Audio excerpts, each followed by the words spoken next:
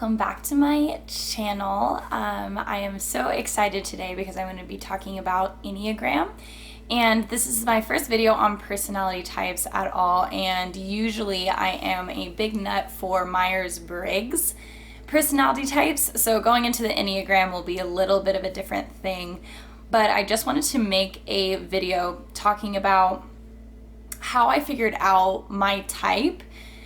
And I was between two, and I feel like a lot of people have this problem where they see a lot of themselves in two different ones, and so they need to figure out like which side do they go on, and they're not really sure. And so I did a couple things that really helped me figure out which type I am, and I was between Enneagram type 3 and type 7. 7.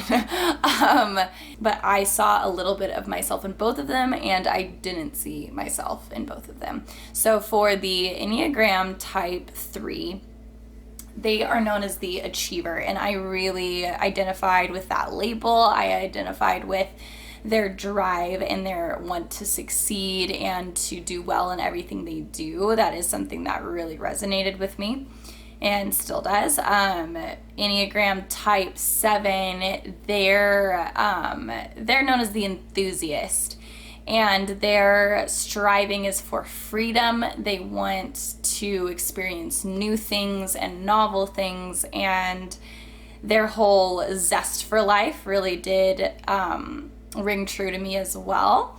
What didn't necessarily compute about the type 7 was they're always kind of portrayed as this unwavering optimist, and they really hate negativity, and they want to be away from negative emotions, negative thoughts, and I didn't necessarily see myself as that person to hide from negativity. Like when I experience a emotion that I may not agree with too well, I usually tend to confront it rather than hide from it. At least I feel as though I do. And so that part of the type 7, just the unwavering optimist side, didn't really necessarily resonate with me. For type 3, you'll see a lot of descriptions talking about how 3s define themselves by the clothes they wear and the home they have and the car they drive, and that those are like trophies almost showing their accomplishments. And for me, I would never really describe myself as a materialist person, more so because I prize experiences over things, and I was kind of raised to think that way. Like an experience will last forever, you'll always have that memory, it won't fade, whereas toys and possessions, they'll get lost and stolen and broken. And so I kind of amassed experiences for myself rather than things, and so I wasn't sure if maybe those like collecting experiences was my version of being materialistic. So those two things, those two types, I resonated with half and didn't so much with the other half, and I wasn't really sure where to begin. So I did watch a few YouTube videos on them. That was the first thing I did, was research them on YouTube. And that helped some more, but it didn't really it wasn't the aha moment for me, because a lot of YouTube videos just go into those stereotypes again, where the 7 was the unwavering optimist and the 3 was the incurable materialist, and I just didn't really see myself in those stereotypes super well.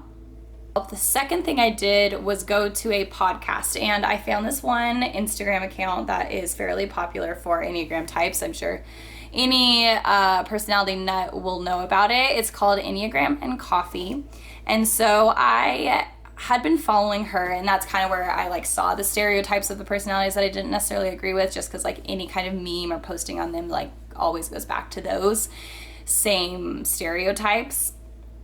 But I did listen to her podcast, and there was one podcast in particular that I forget the title of it. I think it was how to determine your type when deciding between two, and she was deciding between type 1 for herself and type 7, and she kind of had the same experience that I did, which was really helpful to relate with that. And so I was looking at the wings to see okay, maybe if I find where my wing is, I will understand. But then with those, I felt like I resonated with a 3-wing 2 and a 7-wing 8. And so I wasn't really sure, again, where I fell, because I was kind of between two of the wing variations just as much as I was between the two regular what was the breaking point for me, and what really helped me determine my personality type was looking at the subtypes. And I hadn't actually heard of subtypes before.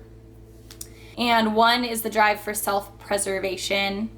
The second, because there's three, the second is a need for one-on-one or intimate relationships. It's often called the sexual drive, but it's not necessarily like, it doesn't play out in a sexual way, but it is the need for intimacy. So it is related to sex in a sense.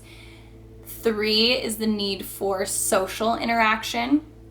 So it is a drive to be connected to a community. So I read through all the subtypes for type 3, and I read through all the subtypes for type 7. And because I see so many possibilities and can see myself in a lot of different things, I did see myself in a lot of those types. Like everyone I read, I was like, maybe.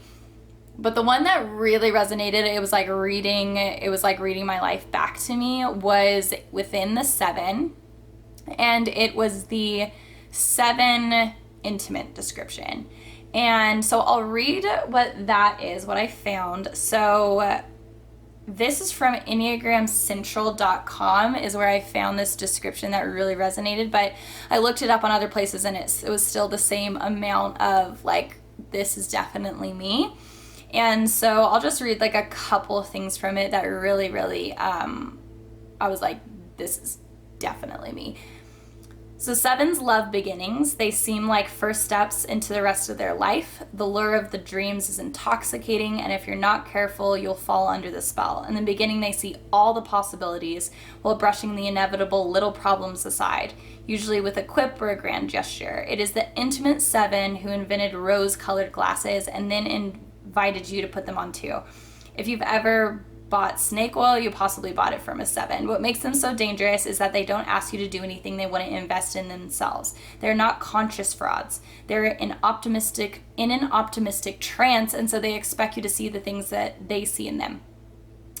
All 7s prefer new experiences, and an intimate 7 prefers to share these new experiences with someone else, not necessarily sexual at all. Any new, unusual, exotic, intense experience, from hang gliding to adventures in the apothecary to the study of Arabian love poetry, will energize the intimate 7. And as they energize, they share.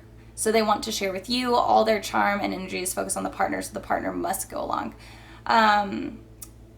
So like, those lines, like just being the first opening paragraphs of the 7 description, was like, yes, I am definitely an intimate 7, because although I don't necessarily identify myself as seeing like a situation in an optimistic way and avoiding the negative, that is like, it's not just a situation that I see in an optimistic way, I've discovered. It is how I live life. Like, I live life in an optimistic way.